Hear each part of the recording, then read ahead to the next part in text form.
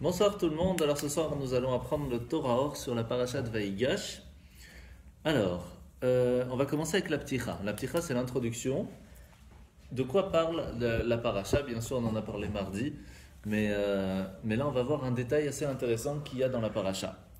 Vaïelaket Yosef et kol hakesef aninsa beretz Mitzrayim. Voici que Yosef il a pris tout l'argent qui se trouvait en Égypte, mais pas seulement en Égypte, un peu partout en fin de compte parce qu'il y avait la famine dans le monde. Vayave Yosef et hakesef beta paro. Il a réussi à ramener Yosef tout l'argent dans la maison de Pharaon. Et tout ça pourquoi? Pour pouvoir en fin de compte que quand les Juifs vont venir, eh bien, ils vont pouvoir partir avec cet argent plus tard à la sortie d'Égypte. Mais ici, les Chachamim vont nous dire un grand secret. Iné Amrou Chazal, Shalosh Matmoniot Itmin Yosef. Il a caché 3 grands trésors. C'est-à-dire qu'il a pris énormément d'argent et son argent personnel, il a réussi à en faire 3 trésors séparés. Mais des trésors, tu ne peux pas t'imaginer de combien on parle là-bas. Ouais. Et qu'est-ce qu'il en a fait? Il les a cachés. Echat Nidgela le Korach. Le premier a été réussi à être découvert au moment de Korach. Tu sais, Korach, c'est celui qui s'est rebellé contre Moshe dans le désert. Et en fin de compte, la terre s'est ouverte et il est tombé dans le gouffre. Alors lui, il était extrêmement riche. Comment et pourquoi? Tout simplement, il a réussi à trouver un des trésors cachés de Yosef. Echat Nidgale le Antoninus. Il y en a un qui a été retrouvé par Antoninus, donc c'est au moment des Romains. Ve'echat Gnuza le Tzadikim l'Atid Lavo. Et le troisième sera pour les Tzadikim plus tard dans le monde futur. Pour pouvoir être tranquille et profiter de la Torah tranquille, il y aura un trésor inimaginable qui sera dévoilé. Alors, Léavin et en Lamazé, dans ce monde. Oh, ici, mais plus tard, quand Mashiach va venir. Alors, Léavin, c'est pour comprendre ça, une active Orzarwa la Tzadik. Le Rabbi nous dit donc c'est l'Admorazaken dans le Torah, il nous dit, pour comprendre de quoi on parle dans ces trésors, ici, bien sûr, c'est vrai qu'on parle des trésors physiques, mais il y a aussi un trésor spirituel qu'il a caché. De quoi on parle?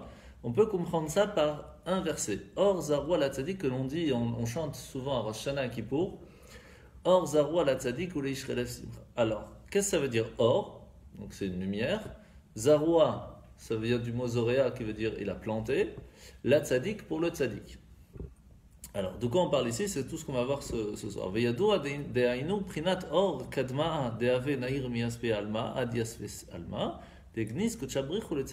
Ici, on parle de la lumière qui était avant même, entre guillemets, la création du monde. Mais en fait, on parle ici de la première lumière qui était au moment de la création. Tu sais, quand c'est le premier jour, Hachem il a créé le monde et il a fait la lumière. Cette lumière, elle était trop forte pour le monde, donc il l'a cachée et on va pouvoir en profiter que quand Mashiach va venir. Quels sont les trésors que Yosef a cachés? C'est une certaine lumière spirituelle et on va essayer de comprendre de quoi on parle. Ok? Alors on y va. D'abord, quand on parle de caché, ce trésor qui a été caché, le mot caché en hébreu ici est utilisé par le mot gniza. Le mot gniza, c'est aussi, tu sais, quand quelqu'un il a des choses en hébreu, des livres, etc., qui sont déchirés, qu'il ne peut plus utiliser. On ne peut pas jeter à la poubelle, donc on met dans une gniza. Donc on va l'enterrer dans un cimetière, etc. Eh bien, ce mot gniza, qui veut dire enterrer, caché, est utilisé ici. En fait, qu'est-ce qui est ganouz? Qu'est-ce qui est vraiment caché? Alors, c'est écrit comme ça dans le Perek Aleph, Dine ba'avadat Hashem imtsa bet prinot ou madrigot ba'avat Hashem. Il y a 2 grandes lumières qui sont cachées, ou pas, qui sont appelées l'amour de Dieu. L'avat Hashem, c'est bon? Ok, super. Donc dans l'amour de Dieu, on a 2 niveaux. Alors la première, c'est Prinat Ahava Noledet Venimshechet Minayin Bonenut Begdulat Or Ensav Baruchu. La première, c'est lorsqu'on va réfléchir sur la grandeur d'Hachem, on va arriver à comprendre comment il est grand, comment il est extraordinaire, et pourtant, il va quand même nous donner tellement de belles choses qu'il y a un amour extraordinaire, très fort qui va sortir de nous. Mais ça va dépendre de chacun. C'est-à-dire, plus on va réussir à réfléchir sur la grandeur de Dieu, plus on va réussir à avoir cet amour d'Hachem. Donc, cette fois, c'est appelé un amour nouveau. C'est quelque chose qu'on n'avait pas en nous, et c'est quelque chose qu'on va réussir à ramener. C'est tout à fait nouveau. Donc, par la réflexion qu'on va avoir, on va réussir à avoir cet amour. Il y a un deuxième niveau d'amour de Dieu. C'est celui qui est appelé dans le Tanya, on en a appris dans les petits mots de Torah, Ahava Mesuteret, c'est un amour qui est caché. En chacun d'entre nous, on a un amour qui est caché et qui est chez chacun d'entre nous. Et il est caché à l'intérieur de nous, dans notre âme. Et lorsque, de temps en temps, comme ça, il se réveille, il nous donne un petit punch. Et comment faire alors pour pouvoir le faire ressortir? Même chose, par la réflexion, de comprendre sa grandeur, etc. On va réussir à le faire ressortir. Alors,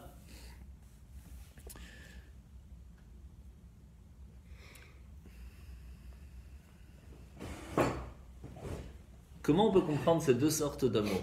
Si de toute façon on fait de la réflexion et puis il ressort, bah c'est le même en fin de compte. En fait, non, c'est pas du tout le même. Parce que il y a deux sortes d'amour. Il y a l'amour qui est entre une personne et son ami, une personne qu'on connaît, etc., qui est nouveau et donc qui vient de la réflexion parce qu'on s'entraide, parce qu'on est là, etc. Alors il y a un amour qui se crée. Ça, c'est un amour nouveau. Il y a l'amour qui vient entre les enfants et les parents. Là, c'est pas nouveau, c'est quelque chose qui est ancré à l'intérieur, mais il faut travailler de temps en temps pour le faire ressortir. Quand on fait une belle action, quand on est sympathique, etc., ça fait ressortir quelque chose qui était déjà à l'intérieur. À la différence d'entre deux amis, c'est quelque chose de nouveau qui a été créé. Donc c'est deux amours qui sont bien différents. Donc ça veut dire que par rapport à Hachem, qui est notre Père aussi, on a ces deux amours. On a l'amour qui est nouveau, qui se travaille, et puis on a l'amour qui est ancré. Alors qu'est-ce qui est le plus fort? Difficile à dire. Alors on va voir tout de suite. Dans le Perek Bet, dans le chapitre 2, on voit que c'est écrit comme ça. Nichnas yain yatsa sod. Alors c'est un grand truc qu'il faut apprendre aux jeunes. Quand on boit du vin, le secret sort. Donc il faut faire attention quand on boit parce que tout ce qu'on a comme secret, tout peut sortir. Maintenant, qu'est-ce que ça veut dire que Nichnas yain yatsa sod? Comment est-ce que la Torah nous explique cette phrase? L'amour caché qu'on a en nous, qui est à l'intérieur de nous, ça c'est le secret, c'est le sod. Et comment faire sortir ce sod? Par le vin. Et c'est quoi le vin? La nourriture spirituelle, peut-être, non? Oui, mais c'est quoi le vin? C'est la Torah. Oui. Mais on sait très bien que la Torah est comparée à l'eau, pas au vin. Aussi, elle est aussi comparée à l'huile. Elle est comparée à trois liquides, en fin de compte, la Torah. À l'eau, au vin et à l'huile. Quels sont les niveaux différents? En fait, c'est très simple. Lorsqu'une personne, elle apprend la Torah comme de l'eau, c'est-à-dire que c'est quelque chose qui est vital pour lui. C'est un minimum, sauf qu'il n'y a pas de goût dans l'eau. C'est vital, mais il n'y a pas de goût. C'est-à-dire que ça peut très bien arriver une personne qui va étudier tout le temps, va écouter les petits mots de Torah, elle va venir au cours, etc. Il va vivre avec la Torah qu'il étudie, mais il ne va pas ressentir un kiff tellement. C'est vital, mais ça s'arrête là. C'est comme une personne qui sait qu'il faut qu'il mange, donc il mange. Pas spécialement pour le kiff, c'est pas spécialement avoir le meilleur des restos, la meilleure préparation. Il a besoin de manger, il mange. Il a besoin d'étudier, il étudie. Il fait sa petite prière le matin, il va son petit chiour de temps en temps. Tout va bien. Mais ça ne s'appelle pas avoir un kiff de l'étude de la Torah. Il y a une personne qui va aller plus loin. C'est aller étudier le vin. Le vin, c'est déjà un plus. C'est pas obligatoire, c'est un plus. Et il y a un kiff dans le vin. Ça fait sortir des émotions, on est joyeux. Donc ça, c'est quand une personne elle va étudier la Torah vraiment avec le kiff, avec un goût. Et donc, c'est pas le même.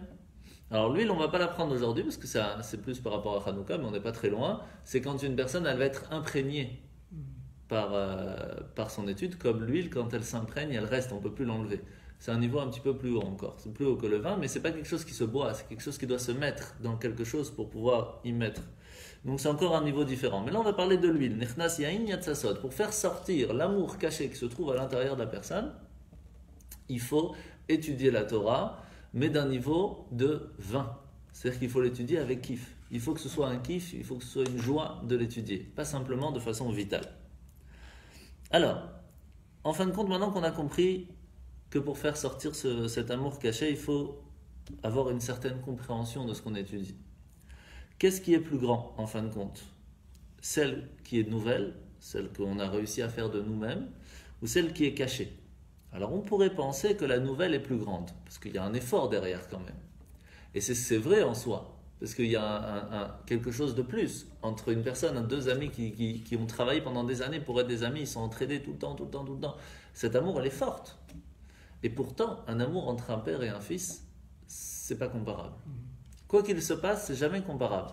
Pourquoi? Parce que c'est quelque chose qui est ancré à la personne, et lorsqu'elle jaillit, elle est plus grande que tout.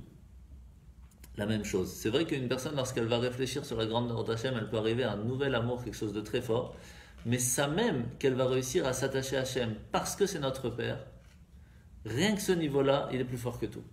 Ça, c'est l'amour caché qu'on a en nous et qui peut nous aider à chaque instant. Et c'est pour cela aussi qu'elle est cachée. Parce que très généralement, quelque chose qui est tombé très bas, c'est parce que sa source est très haute. La même chose, puisque l'amour qu'on a nouvelle, elle est entre guillemets facile à trouver, puisque c'est de notre effort à nous, donc c'est quelque chose de nouveau. Sa source n'est pas si haute, elle est très haute, mais elle n'est pas si haute par rapport à quelque chose qui est tombé très bas qu'il faut aller trouver, elle est cachée, elle est enterrée, donc il y a du travail à faire pour la faire ressortir. Quand on la fait retrouver, elle retourne à sa source qui est à un niveau extraordinaire. En fait, on sait quand on fait la tfila, tous les matins, on fait ce qu'on appelle Ahavat Olam. Juste avant Shema Israël, on fait Ahavat Olam, Aftanu, Hashem Elokeinu, donc on fait Shabbat matin. Il faut savoir qu'il y a d'autres sidour, Ashkenaz par exemple, où ils disent pas Ahavat Olam, ils disent Ahava Rabba. Ahava Rabba, quelle est la différence? En fait, dans l'amour d'Hachem, on a deux niveaux. On a l'Ahavat Olam et l'Ahava Rabba. Alors, qu'est-ce qui est plus grand? Qu'est-ce qu'on vient d'expliquer? Et Rabat, c'est quoi? Rabat, ça veut dire grande. Ah oui, Rabat. Rav, grand. Et Olam, c'est plutôt le monde. Alors, en fait, l'amour qu'on doit travailler chaque jour, nous, de façon, on va dire, classique, c'est une Ahavat Olam. C'est un amour nouveau. On doit travailler sur nous-mêmes pour trouver un nouvel amour, comme si il y a Dieu, il y a nous, et nous, on doit s'attacher à lui. Ça, c'est le travail qu'on doit faire au jour le jour, et c'est le travail qu'on doit essayer d'arriver au moment du Shema Israël. Et donc, juste avant d'arriver au Shema Israël, on arrive à dire Ahavat Olam Ahaftanu. C'est-à-dire que nous, on dit à Hachem, nous, on a fait notre travail, on est arrivé à travailler sur nous-mêmes pour ressentir l'amour qu'on a envers toi, et par ça, on va arriver au Shema Israël. Et là, c'est un autre niveau au Shema Israël. Mais il y a ce qu'on appelle Ahava Rabba. Ahava Rabba, c'est cet amour qui est caché. Et c'est vrai qu'en soi, il est plus grand. Mais comme il est caché, c'est rare à quelqu'un qui a réussi à le faire jaillir vraiment comme il le faut. Mais en tout cas, on l'utilise tout le temps. Parce que quand quelqu'un il est planté, il ne sait pas quoi faire, etc., tac, ça se réveille et ça nous donne du punch. Donc on l'a tout le temps, mais sa source de Ahava Rabba, elle est très difficile à avoir. Puisque en fait, elle vient du premier jour de la création. Cette lumière-là de Ahava Rabba, elle est cachée depuis le premier jour de la création. Et Ahavat Olam vient après la création. Après que Hachem il a créé déjà, commencé, il a créé le monde, etc., il a mis cette nouvelle lumière avec le soleil, etc. Donc c'est une nouvelle lumière qui est une nouvelle création. Et c'est pour cela qu'elle s'appelle Ahavat Olam, celle du monde, parce qu'elle est créée, elle est en train de se créer. Et donc dans le chapitre 3, Yosef va nous expliquer qu'il a caché 3 trésors. Le premier, c'est facile, c'est Ahavat Olam, celle que tout le monde peut avoir si on travaille en nous-mêmes. Il a été trouvé directement par Korach, donc c'était en Égypte. Tchik-tchak, il est sorti avec en Égypte. Ça veut dire que les Juifs, ils ont réussi à prendre cet amour qui était classique envers Dieu. Lorsqu'on est sorti d'Égypte, ils l'avaient déjà. C'est le premier. Le deuxième, par contre, il a été trouvé bien plus longtemps plus tard. C'est celui de Antoninus. Lorsqu'il y a eu tout l'exil, etc., Hachem, il a dit, il faut faire sortir, il faut donner au peuple juif la possibilité d'utiliser cette deuxième qui est cachée en eux, parce qu'ils vont se retrouver en exil. Tant qu'ils étaient en Israël, tout va bien, que le temple il est là, etc. Bon, il y a des petites guerres par-ci, par-là, mais en fin de compte, on vit avec Dieu, avec des miracles tout le temps. Il n'y a pas besoin de faire rechercher un amour qui est caché. On peut vivre avec l'amour, avec ce qu'on voit autour de nous. Mais lorsqu'ils vont se retrouver en dehors d'Israël dans l'exil, ils ont besoin de quelque chose qui les tient. Quelque chose qui n'est pas visible, quelque chose qui est à l'intérieur de nous, qui est ancré en nous, pour que même si quelqu'un il est parti, il ne voit plus, il ne se retrouve plus autour de lui, il n'y a plus de lumière, savoir qu'à l'intérieur il y a quand même de la lumière. C'est caché, mais on peut le retrouver. Et c'est pour cela qu'Antoninus l'a retrouvé, entre guillemets, Yosef a caché cette lumière en nous pour nous dire, il est déjà là, à nous de le retrouver. Et donc, c'est pour cela que Yosef, c'est Yud, le Yain. Yatsa Sod. Ah oui, le sod. Eh oui. C'est ça en fait que du vin, eh bien, va sortir le secret. Le secret.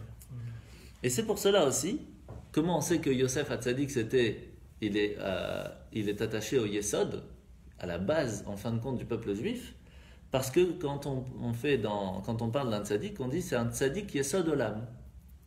Quand on parle des grands tzaddikim qui sont la base du monde, on appelle ça un tzaddik qui est la base du monde. Tzaddik Yesod Olam. Yesod, c'est quoi? Yud, Sod, Yain, le vin qui fait sortir le secret. Et donc Yosef est appelé un tzaddik, un des deux seuls, puisqu'il y a Noach et Yosef qui sont appelés tzaddik. Donc Yosef est appelé le tzaddik puisqu'il a réussi à faire en nous donner la possibilité, grâce au Yain, à la Torah qu'on va étudier avec Kif, de faire ressortir cet amour qui est ancré en nous. Et c'est pour cela qu'on revient à la première chose qu'on a dit, Or Zaroua la tzaddik. Il y a une lumière de la création qui a été gardée pour les tzaddikim. C'est ce qu'on avait expliqué, que c'était trop forte cette lumière au début de la création. Donc qu'est-ce qu'il a fait Hachem? Il a caché pour que quand Mashiach va arriver, on va pouvoir en profiter. En fait, le mot Zaroua, Or Zaroua la tzaddik, Zaroua ça veut dire planter. En fait, cette lumière a été plantée pour nous par le tzaddik. Or Zaroua la tzaddik. Et qui est le tzaddik? C'est Yosef, qui est lui-même Yesod, comme on vient d'expliquer. Ce qui fait que si on étudie la Torah avec Kif, on va réussir à s'attacher au tzaddik. Et si on s'attache au tzaddik, on réussit à reprendre ce que lui nous a donné en cachet. Et c'est comme ça qu'on peut ressortir cette lumière qui était cachée depuis. Tu parlais d'un troisième amour. Ah, ça c'est la question. Pour l'instant, on n'a expliqué que deux. Alors, d'abord, comment est venue cette lumière?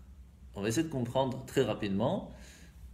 Alors, on a quand même quelques bases qu'on a apprises dans le Torah, donc on va essayer de les redire très très rapidement, mais sans rentrer dans le détail. D'abord, le Zohar nous explique comment c'est passé. Hachem, il a mis cette lumière dans le Gan Eden, d'accord? Dans le jardin d'Éden, qui est aussi appelé Malchut. Malchut, c'est le niveau qui transmet au prochain. Ok? Qui fait que le Malchut peut vivre? Qui donne la lumière à la royauté divine qui permet en fin de compte de nous donner la vitalité? Juste avant Malchut, il y a quoi? Tu sais, il y a Chokhmah, Bina, Da'at, Chesed, Gvura, Tiferet, Netzach, Od, Yesod, Malchut. Donc c'est qui juste avant Malchut? C'est Yesod. Et Yesod c'est qui? C'est le tzaddik, c'est Yosef HaTzadik. Donc en fin de compte, Yesod, le tzaddik, c'est le jardinier du jardin d'Éden. C'est lui qui arrange que le jardin soit bien pour pouvoir donner les fruits au prochain. Et donc, Yosef, le tzaddik, est appelé le jardinier du jardin d'Éden parce qu'il a pris cette lumière qui lui a reçue d'avant, il le transmet à Malchut qui lui va nous le transmettre. Et là, on va avoir un petit souci dans cette histoire. Parce que maintenant qu'il a planté cette lumière dans le jardin d'Éden et qu'elle a commencé à grandir, elle était dans le jardin d'Éden. Donc le jardin d'Éden, il nous transmet ça. Malheureusement, depuis la destruction du temple, on n'a plus de lien tellement grand avec le jardin d'Éden. Le tzaddik lui-même ne peut plus rentrer dans le jardin d'Éden pour y travailler. Il ne peut plus profiter de cette lumière. Pas en tout cas avec le corps, avec l'âme peut-être, mais pas avec le corps. Ce qui fait que il ne peut plus planter là-bas. Donc comment il fait alors pour nous donner à nous? On est embêté. Alors de là, on va apprendre qu'il y a deux façons comment on peut avoir des fruits. Il y a deux sortes d'arbres, de fruits. Il y a des arbres qu'il faut replanter tout le temps. Donc, par exemple, le blé, l'orge, tout ça, chaque année, il faut remettre encore et encore pour pouvoir ramener quelque chose de nouveau. Il y a des arbres, par contre, qui poussent d'eux-mêmes. À partir du moment où on les a plantés une fois, ça pousse. En fait, le jardin d'Éden, puisqu'il a déjà été planté la première fois par Yosef, par le tzaddik, entre guillemets, qu'il a reçu cette lumière qui va après être transmise à nous, cette lumière continue de nous être donnée automatiquement, sans spécialement avoir été donnée, plantée. Et donc, c'est pour cela que on continue à recevoir cette lumière. Mais par contre, il y a les nouvelles qui doivent être replantées chaque année, ça on les a pas. Et ça c'est embêtant. Alors pour comprendre ça, il faut comprendre qu'en fait, il y a ce qu'on appelle le Kaverut. Donc il y a Hachem tout en haut, il va envoyer une lumière qui est trop grande, il va dire on va la limiter. Donc on va commencer ici, Mais on va la filtre. finir ici. Il y a un filtre, donc de là la lumière elle est comme ça, et puis elle se filtre pour qu'elle soit en bas, juste là. Tout en haut, entre guillemets, pas vraiment tout en haut, mais il y a un moment où c'est le jardin d'Éden, qui va en fin de compte filtrer pour être un plus petit jardin. Plus petit jardin, blablabla. Ce qui fait que quand on arrive dans ce monde, on a un jardin autour de nous. La terre, c'est un jardin, elle donne des fruits. Les humains donnent des fruits, permettent d'avoir d'autres enfants qui peuvent eux-mêmes avoir d'autres enfants. Et chaque action permet d'avoir une autre action. C'est pour cela qu'une mitzvah amène une autre mitzvah, mais aussi une bêtise amène une autre bêtise. Donc en fin de compte, on est aujourd'hui dans un jardin. Malheureusement, il n'est pas toujours Éden, mais il y a un jardin. Oui. Donc, maintenant qu'on a compris ça,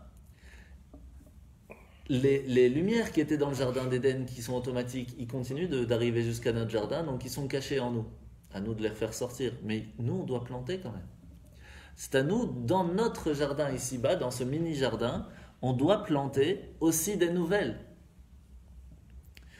Et puis, comment on fait ça? Eh bien, de façon spirituelle, il y a deux façons de planter. Il y a celui qui va travailler la réflexion pour avoir une nouvelle amour en Hachem, celle qu'on doit travailler chaque année, qu'on doit replanter tout le temps. Et il y a celle qui est simplement pour faire ressortir ce qui est déjà en nous. Alors, mais si elle est déjà de toute façon en nous, ça pousse tout seul. Pourquoi est-ce qu'on devrait la travailler? Parce qu'on ne la trouve pas directement. Pourquoi? Si elle est de toute façon ici. En fait, comme on est en exil, elle aussi, cet arbre-là, entre guillemets, il est aussi en exil. Et donc, qu'est-ce que ça veut dire qu'il est en exil? Il est caché autour de plein de branches, plein de buissons, plein de pics.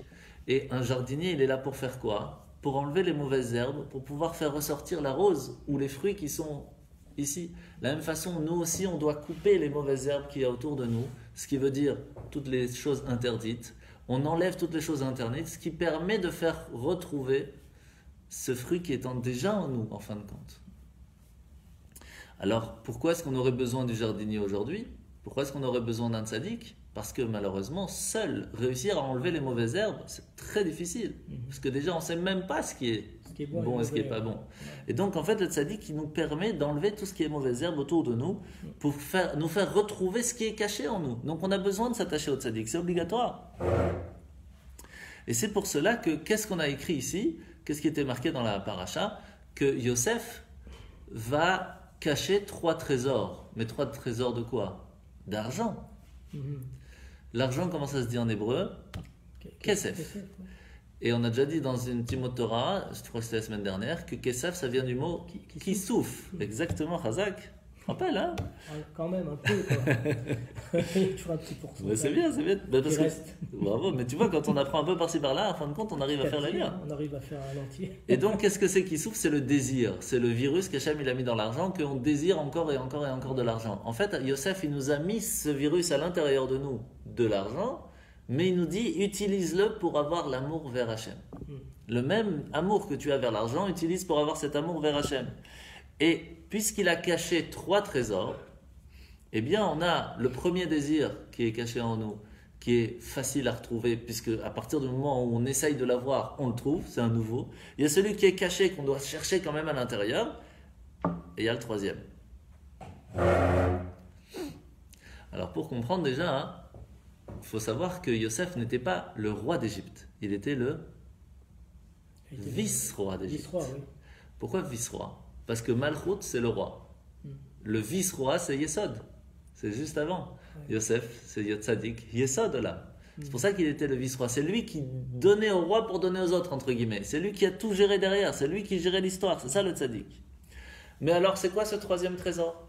On veut le trouver. Si on le trouve, on est bon. C'est que Mashiach est là. Alors, en fait, il faut savoir que chaque trésor a permis à la communauté, au peuple juif, de profiter jusqu'à la prochaine fois où on utilise le deuxième. Donc le premier qui a été trouvé par Korach, etc., a permis à suffire au peuple juif jusqu'à Antoninus. Antoninus, on en avait besoin, donc il a été trouvé. Et qui va suffire jusqu'à quand? Jusqu'à aujourd'hui. Adka, il n'y a plus maintenant.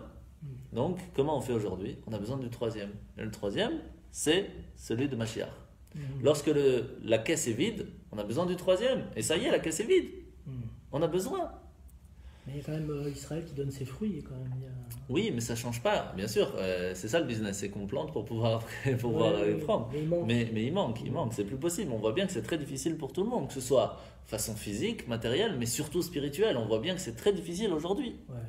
Alors, Baruch Hashem, on a ce qu'on appelle, on va comprendre comment ça fonctionne.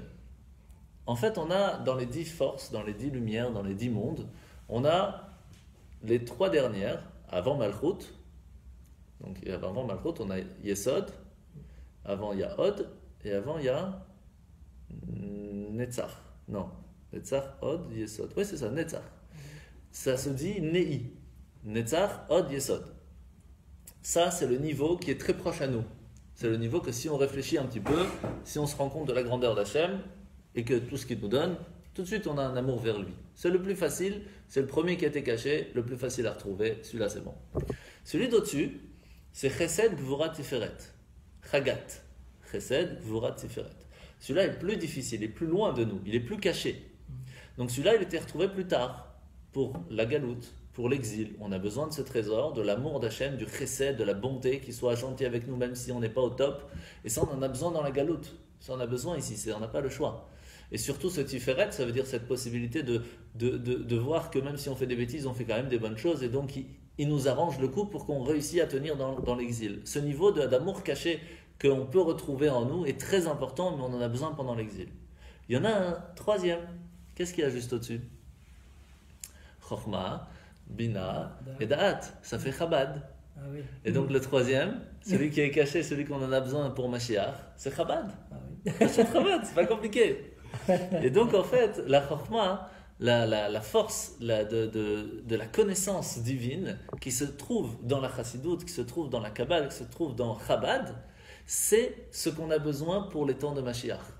Et donc ça fait à peu près 200-300 ans. La réunification peut-être. Exactement, ça fait les trois ensemble. En fin de compte, quand on a le troisième trésor, mais Chabad, c'est ça aussi, c'est que tout le monde se retrouve ensemble. Des Ashkénazes, ils se soient main dans la main et voilà quoi. Exactement. La réunification.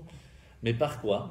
Par les secrets de la Torah, par la connaissance de Dieu, par la connaissance de qui est Hachem. C'est le lien qui nous unit d'ailleurs. Et c'est ça en fin de compte, puisqu'on a, en fin de compte, qu'est-ce qui nous unit? C'est pas la terre, c'est pas la langue, puisqu'on a chacun on habite autre part, même si en fin de compte c'est notre terre quoi qui se passe. Mais en fin de compte, on n'a pas vécu tout le temps là-bas. Donc en fin de compte, la seule chose qui a fait tenir le peuple juif, c'est notre âme divine et notre volonté, notre force à continuer à faire la Torah et les mitzvot. Ce qui fait que grâce à la force de Chabad qui nous unit partout dans le monde, on a la possibilité de se retrouver un petit peu déjà dans le temps du Mashiach. Et donc, lorsqu'on tient à étudier Chabad, Chokhmah, Bina et Da'at, avoir la connaissance, et le développement et l'intelligence de rechercher la connaissance divine qui se trouve dans la Torah, et ça c'est la Chassidoute, c'est ce qu'on apprend ce soir, alors on s'attache à la troisième trésor que Yosef nous a caché, qui permet de nous unir chacun d'entre nous au même niveau, à le niveau du peuple juif, et à ce moment-là, on pourra aider à faire ressentir dans chaque génération qu'en fin de compte, Mashiach est là, il suffit d'ouvrir les yeux pour l'accueillir. Hazak.